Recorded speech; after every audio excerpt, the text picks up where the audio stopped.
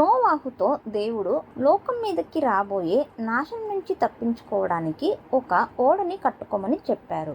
దాన్ని ఎలా కట్టుకోమని చెప్పారు? చీతి సారాకపు మానుతో ఓడని కట్టాలి.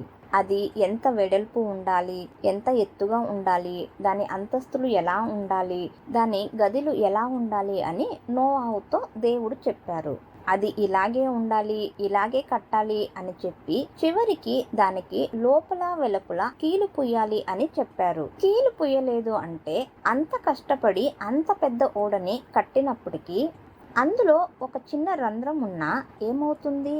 ఆ రంధ్రం మూలకంగా నీరు లోపలికొస్తుంది. నీరు లోపలికొస్తే ఏమవుతుంది?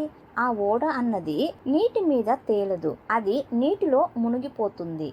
అందుకే దేవుడు అందులో ఒక చిన్న రంధ్రం కూడా ఉండకూడదని దానికి కీలు పొయ్యాలని దేవుడు చెప్పారు. అంటే నీట్గా ఫినిషింగ్ చేయాలి. దాన్ని ఎంత పెద్దదిగా కడుతున్నాము అన్నది ఇంపార్టెంట్ కాదు, దాన్ని ఎంత చక్కగా కట్టుకుంటున్నాము అన్నదే ఇంపార్టెంట్. అలాగూ కట్టుకున్నప్పుడు నోహావు, తన కుటుంబము, ప్రాణులు అన్నీ కూడా తనతో పాటు రక్షించబడ్డాయి.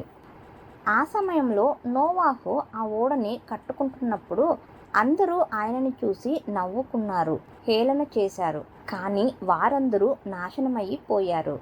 రాబోయే నాశనం నుంచి తప్పించుకోవడానికి మనకు కూడా అలాంటి ఒక ఓడని కట్టమని దేవుడు చెప్తే మనము కూడా కట్టుకుంటాము అని మనం అనుకుంటాము కదా.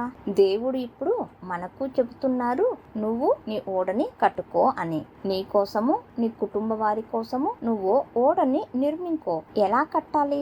దేవుని వాక్యంలో రోజు రోజుకి మనము ఆయన ఆజ్ఞలని పాటిస్తూ, ఆయన వాక్యాన్ని వింటూ, ఆయన చిత్తానుసారంగా మనము మన ఓడని కట్టుకోవాలి. అందులో మనము ఒక ఆజ్ఞని అతిక్రమించిన, ఒక విషయంలో పాపం చేసిన అంత పెద్ద ఓడలో ఎలాగా ఒక చిన్న రంధ్రం పూర్తిగా ఆ ఓడని నీటిలో ముంచివేస్తుందో అదేవిధంగా మన పాపము కూడా మన రక్షణని పూర్తిగా నాశనం చేస్తుంది.